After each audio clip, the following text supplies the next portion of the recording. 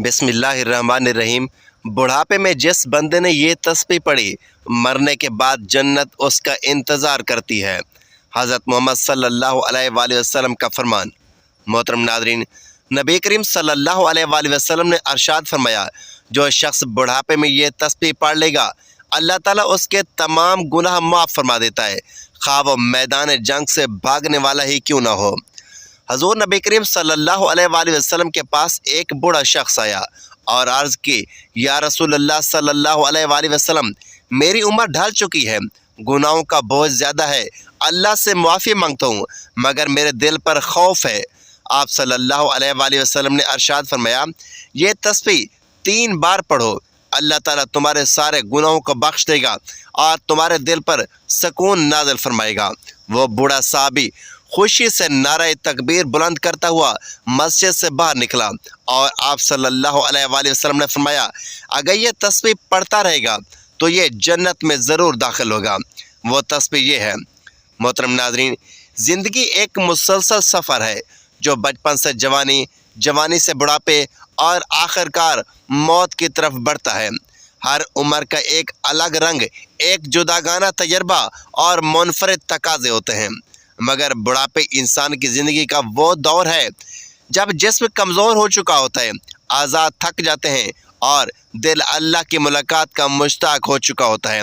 ये वो लम्हा होता है जब इंसान दुनिया की ख्वाहिशात से बेनियाज होकर हकीकी अब्दियत की तरफ राग़िब होता है। यही वो लम्हा है जब एक सादा सी तस्बीह इंसान के लिए जन्नत के दरवाज़े खोल देती है। रसूल करीम सल्लल्लाहु अलैहि वसल्लम ने अपनी उम्मत को निजात की बेशुमार राहें दिखाईं। आप सल्लल्लाहु अलैहि वसल्लम की ज़ुबान मुबारक से निकला हर कलमा, हर नसीहत और हर दुआ उम्मत के लिए ख़जाना है। इन्हीं में से एक ऐसी तस्बीह है जिसके बारे में आप सल्लल्लाहु अलैहि वसल्लम ने अरशाद फरमाया कि जो शख्स बुढ़ापे में इस तस्बीह को पढ़ता है, मरने के बाद जन्नत उसका इंतज़ार करती है। ये हदीस ना सिर्फ उम्मीद दिलाती है बल्कि बुढ़ापे में अल्लाह के ज़िक्र की अज़मत को वाज़ेह करती है। आज के इस वीडियो में हम ना सिर्फ इस तस्बीह के अल्फाज और उसकी फजीलत पर रोशनी डालेंगे, बल्कि बुढ़ापे में अल्लाह ताला से ताल्लुक़, ज़िक्र की क़ुव्वत और जन्नत की उम्मीद जैसे मौजू पर भी तफसील से आपको बताएंगे। बुढ़ापा वो वक्त है जब इंसान दुनिया के फ़रेबों से आगाह हो चुका होता है। जवानी के ख्वाब, दुनिया की दौड़ धूप, माल दौलत की हिर्स सब पीछे रह चुके होते हैं। दिल चाहता है सिर्फ सुकून जो सिर्फ अल्लाह की ज़ात से मिलता है, अल्लाह के ज़िक्र से मिलता है। कुरान मजीद में अल्लाह ताला फरमाता है, बेशक अल्लाह के ज़िक्र से ही दिलों को सुकून मिलता है। जब इंसान बुढ़ापे में अल्लाह की तरफ लौटता है तो वह ज़िक्र जो शायद जवानी में मामूली लगता था, अब रूह की ग़िज़ा बन जाता है। और अगर उस ज़िक्र को मुस्तकिल मिजाजी से किया जाए तो वही तस्बीह जन्नत का परवाना बन सकती है। वह अजीम तस्बीह जिसके मुतालिक नबी करीम सल्लल्लाहु अलैहि वसल्लम ने जन्नत की बशारत दी, वो ये है, सुभानल्लाहि व बिहम्दिही सुभानल्लाहिल अज़ीम। तर्जमा, अल्लाह पाक है, अपनी हम्द के साथ अल्लाह पाक है, अज़मत वाला है। यह अल्फाज मुख्तसर हैं मगर उनका मफ़हूम बेपनाह वसी है। हज़रत अबू हुरैरा रज़ियल्लाहु तआला अन्हु से रिवायत है कि रसूलुल्लाह सल्लल्लाहु अलैहि वसल्लम ने फरमाया, 2 कलमे ऐसे हैं जो ज़ुबान पर हल्के, मीज़ान में भारी और रहमान को बहुत महबूब हैं, सुभानल्लाहि व बिहम्दिही सुभानल्लाहिल अज़ीम। जब इंसान बुढ़ापे में इन कलमात को रोज़ाना पढ़ता है तो ये तस्बीह ना सिर्फ उसकी रूह को जिला बख्शती है बल्कि उसके नामा अमाल को भी भारी करती है। ये बात अपनी जगह बेहद मानी खेज़ है कि नबी करीम सल्लल्लाहु अलैहि वसल्लम ने बुढ़ापे में इस तस्बीह के पढ़ने वाले को जन्नत का इंतज़ार करने वाला करार दिया। उसके कई मफ़हूम हो सकते हैं। जब बंदा बुढ़ापे में अल्लाह को याद करता है तो ये उसकी सच्ची तौबा, अखलास और मोहब्बत का सबूत होता है। ये ज़िक्र अल्लाह की रज़ा को हासिल करने का ज़रिया बनता है। फ़रिश्ते उस बंदे के लिए दुआ करते हैं और उसके हक़ में जन्नत की गवाही देते हैं। जब रूह निकलने का वक्त करीब होता है तो ये ज़िक्र बंदे को इत्मीनान और सुकून देता है। ये तस्बीह कब्र को रोशन करती है, जैसा कि कई अहादीस में ज़िक्र है कि ज़िक्र इलाही कब्र की तन्हाई में रोशनी बनकर आता है। जो शख्स कसरत से जिक्र करता है उसके लिए पुल सिरात पर गुजरना आसान होता है। बुढ़ापे की इबादत की एक ख़ास फजीलत है। नबी करीम सल्लल्लाहु अलैहि वसल्लम को वो बहुत महबूब है, मगर जो बुढ़ापे में अल्लाह से लौ लगाए वो अल्लाह का ख़ास बंदा है, क्योंकि बुढ़ापे में जिस्म कमज़ोर होता है, नींद ज़्यादा आती है, याददाश्त धुंधला जाती है। फिर भी अगर कोई शख्स अल्लाह का जिक्र ना छोड़े तो उसकी मेहनत का अजर कई गुना बढ़ा दिया जाता है। एक मशहूर वलीउल्लाह का वाक़या है कि वो उम्र के आखिरी हिस्से में सिर्फ यही तस्बीह पढ़ता रहता था। उनसे जब किसी ने पूछा कि आप सिर्फ यही तस्बीह ही क्यों बार बार पढ़ते हैं, तो उन्होंने जवाब दिया, मैंने नबी पाक सल्लल्लाहु अलैहि वसल्लम की बशारत पर यकीन किया है और मैं ये चाहता हूँ कि जन्नत मेरा इंतज़ार करे। चंद माह बाद वो बुजुर्ग दुनिया से रुखसत हुए। उनके चेहरे पर एक ख़ास नूर था और उनकी कब्र की मिट्टी खुशबू से महक रही थी। नाज़रीन गिरामी, अगर आप या आपके वालिदैन, दादा दादी या कोई भी बुजुर्ग इस दुनिया में है तो उनसे दरख्वास्त करें कि वो ये तस्बीह रोज़ाना पढ़ा करें। और अगर आप खुद भी बुढ़ापे में दाखिल हो रहे हैं या उसकी दहलीज पर हैं तो इस जिक्र को अपनी ज़िंदगी का हिस्सा बना लें। अल्लाह ताला हमें बुढ़ापे में भी अपने जिक्र से जुड़े रहने की तौफीक दे और इस तस्बीह को हमारे लिए जन्नत की बशारत बनाए। मोहतरम नाज़रीन, नबी करीम सल्लल्लाहु अलैहि वसल्लम जिब्राइल अलैहिस्सलाम के साथ एक ऐसे रूहानी सफ़र पर रवाना हुए जो ना ज़मीन का था ना आसमान का था। वो एक आलम नूर था जहाँ ना वक्त का गुज़र था ना फासलों की हदें। नबी करीम सल्लल्लाहु अलैहि वसल्लम के चेहरे अनवर से उस नूरानी जहाँ में ऐसे ही रोशनी फैल रही थी कि जिस तरफ निगाह जाती वो मंजर सजदे में गिर जाता। जिब्राइल अलैहिस्सलाम हाथ बांधे अदब से आगे चल रहे थे और नबी पाक सल्लल्लाहु अलैहि वसल्लम के कदमों के निशान हर जर्रे को ऐसा शर्फ अता कर रहे थे गोया उस पर जन्नत वाजिब हो चुकी हो। चलते चलते नबी पाक सल्लल्लाहु अलैहि वसल्लम ने एक अजीब मंजर देखा। सामने ऊँटों की एक तवील कतार खड़ी थी। हर ऊँट के ऊपर एक संदूक रखा हुआ था और हर संदूक पर कफन लगा हुआ था। हज़रत जिब्राइल अलैहिस्सलाम ने अर्ज़ किया, या रसूल अल्लाह सल्लल्लाहु अलैहि वसल्लम, ये वो राज हैं जो क़यामत तक बंद रहेंगे, लेकिन आपके हुक्म से सब कुछ खोला जा सकता है। नबी पाक सल्लल्लाहु अलैहि वसल्लम ने अरशाद फरमाया, ए जिब्राइल, इनको खोलो ताकि हमें इनके इसरार दिखाए जाएं, इनके राज दिखाए जाएं। जब जिब्राइल अलैहिस्सलाम ने आसमान की तरफ देखा और फिर आजिज़ी से बिस्मिल्लाहिर्रहमानिर्रहीम पढ़कर पहले संदूक को खोला। संदूक खोलते ही रोशनी का एक सिला बाहर निकला और उसमें हज़ारों अंडे थे। हर अंडे के अंदर एक ज़रा था और ज़रे में खशखाश का एक दाना था। जब नबी पाक सल्लल्लाहु अलैहि वसल्लम ने उस खशखाश के दाने को देखा तो फरमाया, सुभान अल्लाह। जिब्राइल, ये क्या है? जिब्राइल अलैहिस्सलाम ने अर्ज़ किया, या रसूलल्लाह सल्लल्लाहु अलैहि वसल्लम, ये कायनात का वो राज है जो इंसान के अक्ल से बहुत बुलंद है। जब उन्होंने इस खशखाश के दाने को खोला तो अंदर एक जहान आबाद था। इस जहान में दरिया बह रहे थे, पहाड़ खड़े थे, परिंदे उड़ रहे थे और एक अजीम मजमा लगा हुआ था जिसमें उलमा खुतबा दे रहे थे और वो उलमा ऐलान कर रहे थे कि ऐ इंसानों, अन करीब एक आखिरी नबी यहाँ पे आने वाला है। वो ऐसा नबी होगा जिसके आने से ज़मीन को ज़िंदगी मिलेगी और आसमान को सलामती। हज़रत जिब्राइल अलैहिस्सलाम ने उन उलमा से मुखातब होकर फरमाया, ऐ साहिबाने इल्म, वो नबी आ चुके हैं और ये जो तुम्हारे सामने खड़े हैं यही वो आखिरुज़्ज़मान नबी सल्लल्लाहु अलैहि वसल्लम हैं। सब उलमा फ़ौरन अपनी जगहों से अदब से खड़े हो गए और उनके चेहरों पर नूर की चादर आ गई। उनकी ज़ुबानों से बैक वक्त एक ही जुमला निकला, मरहबा या हबीबल्लाह सल्लल्लाहु अलैहि वसल्लम। नबी करीम सल्लल्लाहु अलैहि वसल्लम ने फरमाया, ए जिब्राइल, ये मंज़र तो ऐसा है कि दिल को कपकपाहट हो और रूह वजद में आ जाए। जिब्राइल अलैहिस्सलाम ने अर्ज़ किया, या रसूलल्लाह सल्लल्लाहु अलैहि वसल्लम, ये तो एक संदूक का राज है और इस जैसे हज़ारों संदूक हैं। हर संदूक में लाखों जहान आबाद हैं और हर जहां में आपकी आमद का जिक्र हो रहा है। आपकी नबूवत की रोशनी इन अंडों के अंदर दाखिल होकर आलमों तक पहुंच चुकी है। फिर नबी पाक सल्लल्लाहु अलैहि वसल्लम ने एक और संदूक खोलने को कहा। تو حضرت جبرائیل علیہ السلام نے بسم اللہ الرحمن الرحیم پڑھی اور صندوق کو کھولا تو اندر ایک شہر آباد تھا۔ اس شہر کے در و دیوار پر لکھا تھا لا الہ الا اللہ محمد رسول اللہ صلی اللہ علیہ وآلہ وسلم۔ اس شہر کے ہر مقیم کی پریشانی پر نور تھا اور سب ذکر کر رہے تھے۔ نبی کریم صلی اللہ علیہ وآلہ وسلم کی آنکھوں میں آنسو آ گئے اور فرمایا اے جبرائیل یہ کون لوگ ہیں؟ جبرائیل علیہ السلام نے کہا آپ کی امت ہے جو ابھی دنیا میں نہیں آئی مگر ان کے دلوں میں آپ کی محبت رکھی جا چکی ہے۔ ان کا رزق، ان کی دعا، ان کا ایمان سب اسی ذکر سے جڑا ہوا ہے۔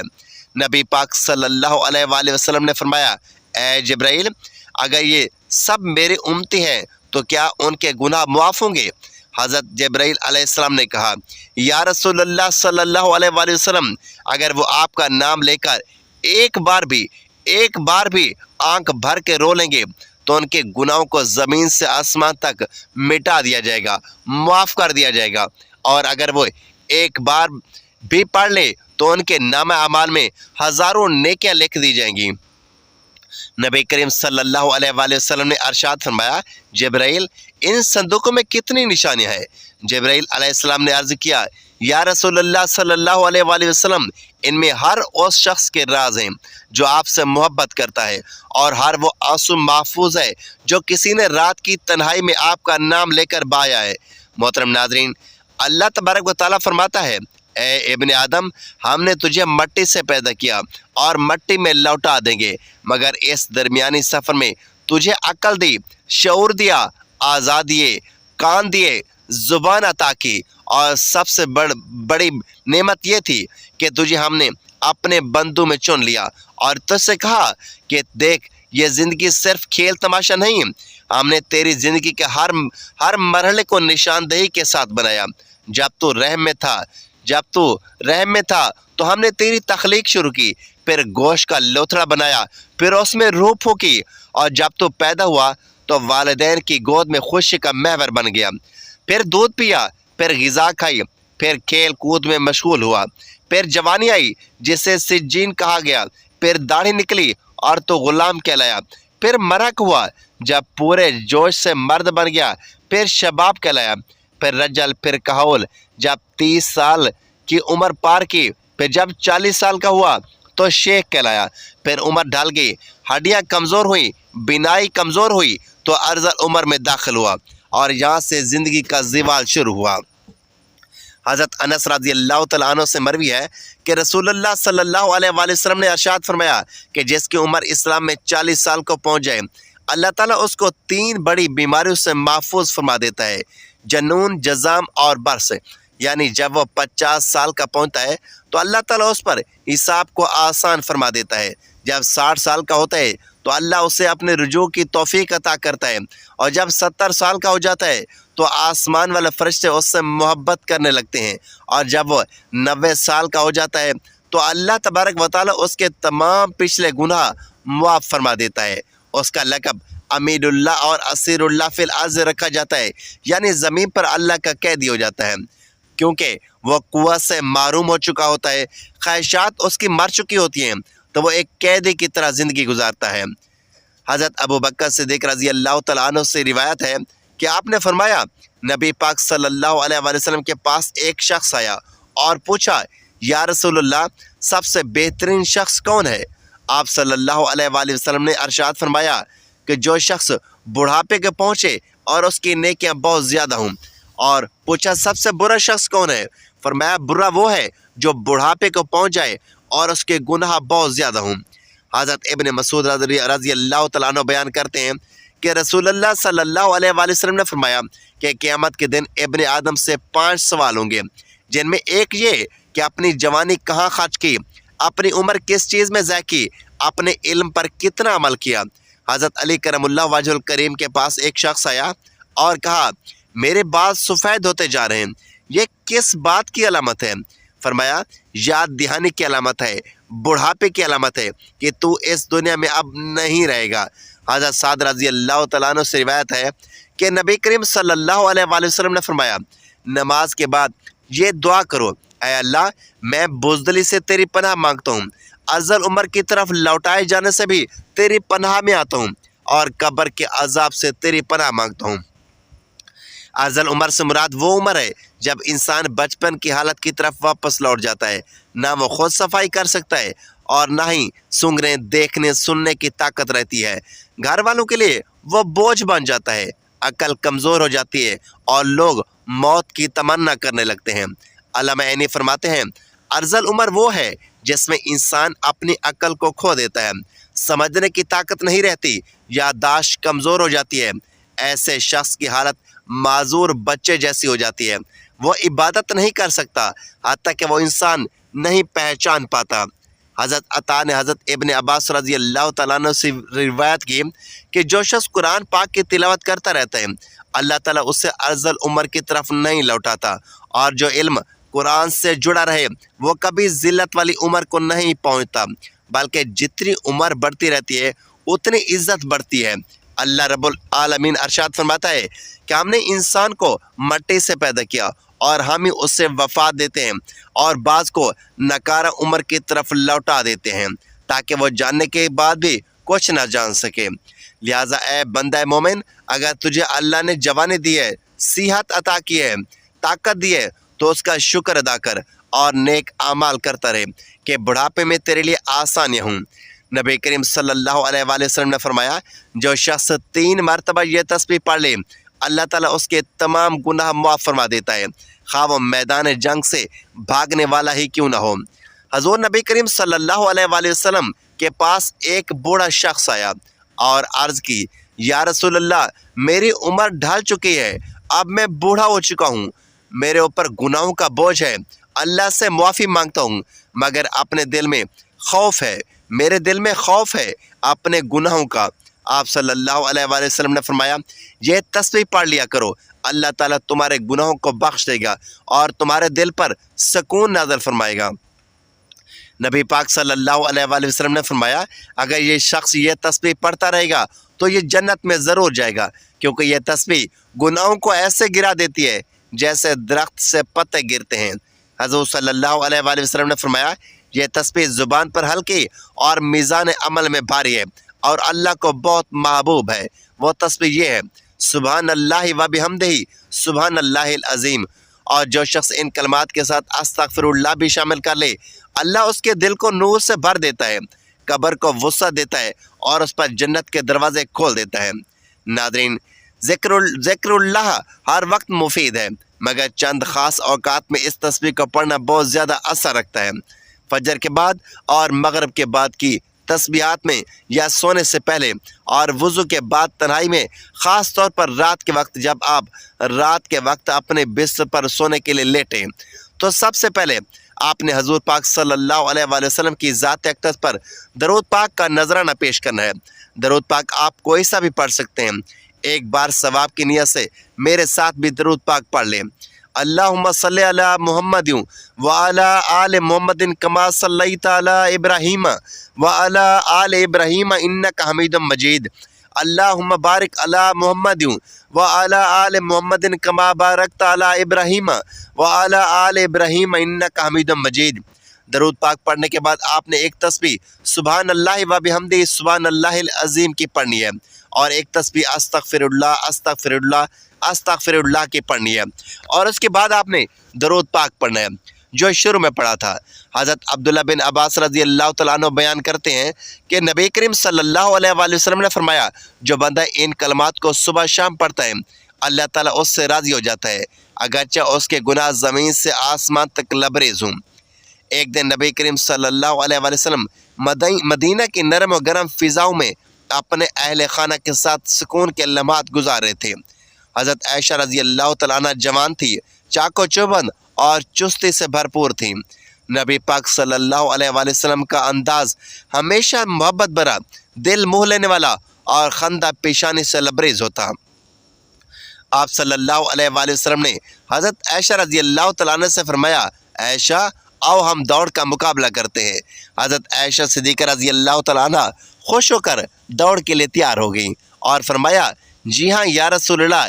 یہ پہلا موقع تھا حضرت عائشہ رضی اللہ تعالیٰ عنہ अन्हा का कि वो दुबली पतली थी, जवानी का जोश था, सो वो नबी करीम सल्लल्लाहु अलैहि वसल्लम से दौड़ में आगे निकल गई।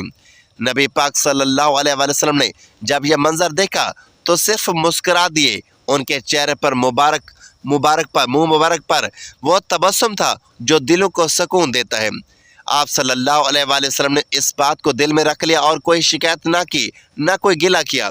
वक्त गुजरता रहा और फिर कुछ अरसे बाद जब हज़रत आयशा सिद्दीक़ा रज़ी अल्लाह तआला अन्हा का जिस्म कुछ भारी हो गया तो एक दिन नबी करीम सल्लल्लाहु अलैहि वसल्लम ने दोबारा फरमाया, आओ आयशा, हम फिर दौड़ का मुकाबला करते हैं।